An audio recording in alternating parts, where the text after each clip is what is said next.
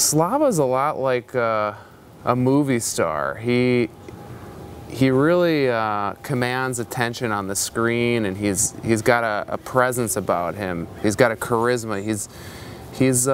And he's a very interesting guy. You know, he's got a complexity about him that is great for a movie.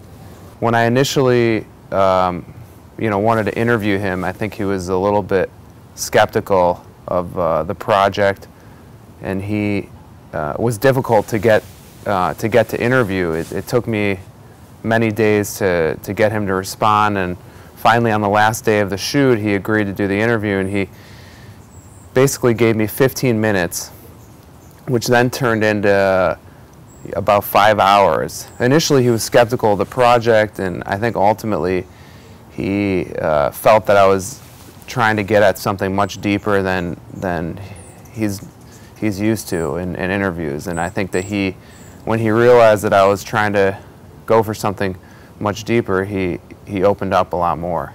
He's a lot like he is on the ice. He's tough, he's a little bit defensive, but you know, once you get in there with him, I think he's got a really big heart. I want to thank Vladivostok and Slava Fetisov for hosting the film at the festival. I'm really excited to share the film with everybody. I want to thank all the players in the audience who played in the Soviet Union, for the Red Army team, for the national team. I'm really excited to share it with you guys and hear what you think. I hope you have fun, and thanks a lot. My parents are from the former Soviet Union, and I grew up playing hockey pretty competitively growing up. And when I was about 13, I had a coach from the former Soviet Union, the first in the United States.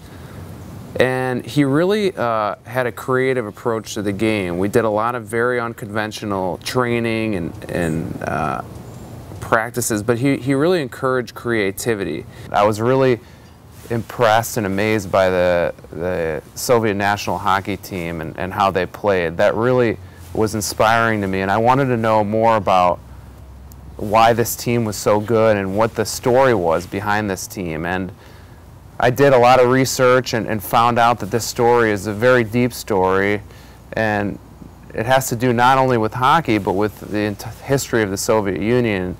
And what happened with this hockey team was simply a reflection of what was happening in the country. What I found so intriguing about this story is that it's an unknown story, not just to Americans, but also to Russians. I mean, I think that a lot of Russians, they know kind of the superficial aspects of this story, but they don't know this story on a very deep level, and what these players went through and how they became so great. And I find that so interesting.